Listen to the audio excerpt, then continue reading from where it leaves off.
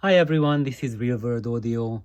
Please like and subscribe my videos, and that will allow others to find this unknown little tiny baby channel on YouTube. Uh, and it's quite amazing that I have already 500 subscribers. That's pretty huge. I never expected that to happen. But in comparison to YouTube standards, when you look like fish and chips channels, channels about pets, um, hairstyles, and so on, they have like millions of subscribers. And yeah, so here we are, going back to uh, music music reproduction.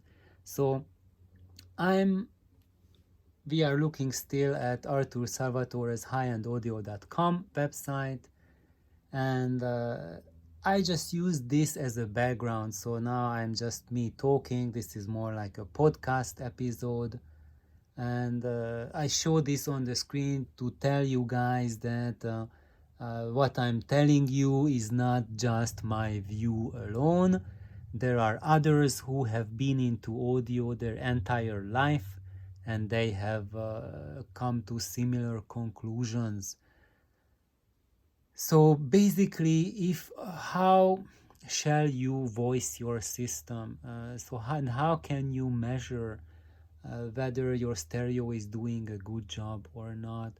And uh, and I would say that it really is up to you, and uh, and uh, and just take it to heart that whatever music you like, whatever you want to hear, make that as your top priority and go after that. And get to know people who are into that stuff, and listen to their advice. And when you are listening to reviews online, people reviewing gear, do a deep background check, find out what those guys listen to, what are their preferences, and then go on and follow those reviewers who have the same desires and same preferences as you have, and follow their advice. Uh, I'm going to share with you my preferences, and but I'm telling you also that although I have my own preferences, I'm not partial towards them. I know that that's what I want, but I know that you, my viewers, might want might have different objectives. So I'm not pushing my things on you.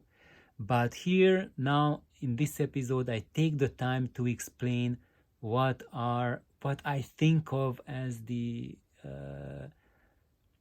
focus of my achievements, where I am growing. So if you are following my recommendation on the Darling Tube amplifier build, and I will show you a speaker, loudspeaker, roads, avenues, and plans, how to build them, where to go for, and cabling, whatnot. Then this is where I'm headed towards. And if you want to achieve that for your own, then you can take my recommendations for these low power amplifiers and for the matching speakers.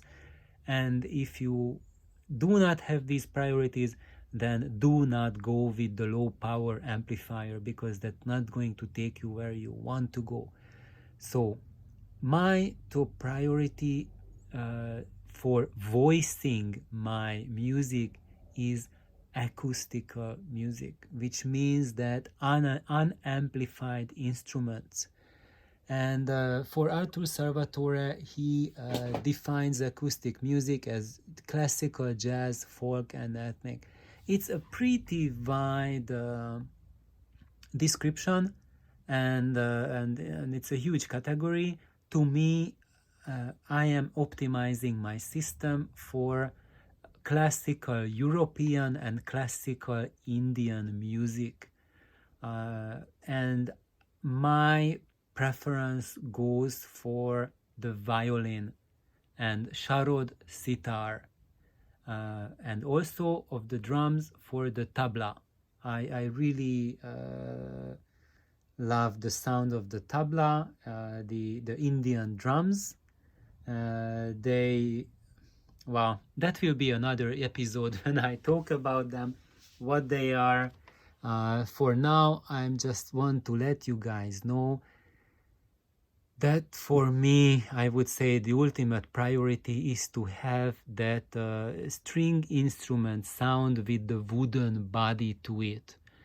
And when I listen to drums, I do not want, my most number one goal is not to have that immediate impact of the drum. I want to hear the skin of the drum, the details. I don't care how loud or how hard that guy whacks his drum. I care about him using technique. I don't want to hear a bloody beginner destroying his drums in the basement. I want to hear Ustad Zakir Hussain, the best drummer on the planet, and I want to hear Neil Pearl, the best drummer on the other side of the universe. He passed away, unfortunately. I want to hear their technique, those tiny details, those nuances that which they have, and I do not want to hear just a high level, like really loud. I have friends, lots of friends who are musicians, and one of my closest friends who is an excellent drummer, and I've got to hear him on many occasions drum in his house. He has a full drum set at home, and I can tell you, if your goal is to have realistic sound of drums in your home, after probably 1 week you will lose a lot of your hearing, because a real life drum set in your living room, if you want to reproduce that, that's going to erode your hearing so fast that before you can blink twice, you will lose half of your hearing. So that's why one of my top priorities for bass is to push it. Do not push it overboard. Keep it at a level which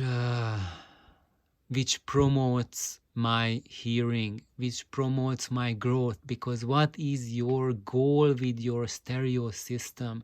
Do you just want pleasures? What's the purpose of those pleasures? For me, I want to listen to music, first of all, to improve my musical skills, to improve my hearing, to connect to the music, to connect to the playing technique. I haven't told you guys that I'm a beginner drummer, so I have this relationship for years with drums, with Dumbek, and unfortunately I do not get the time to practice on it, so my skills have not been evolving much.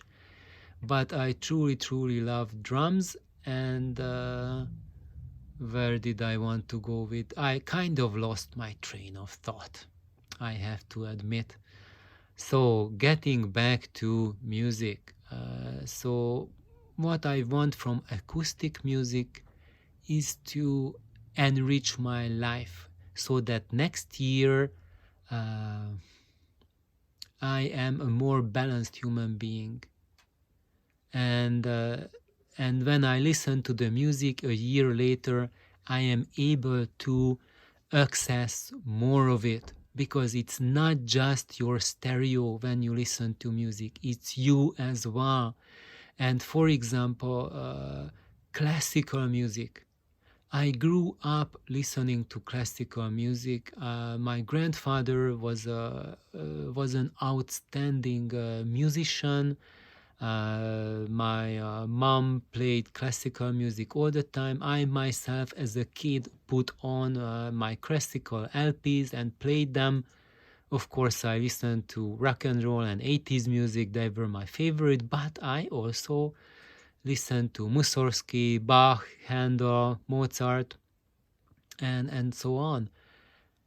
And as you progress and you are exposed to more and more of music and more of complex music, because classical music employs a lot of complexity.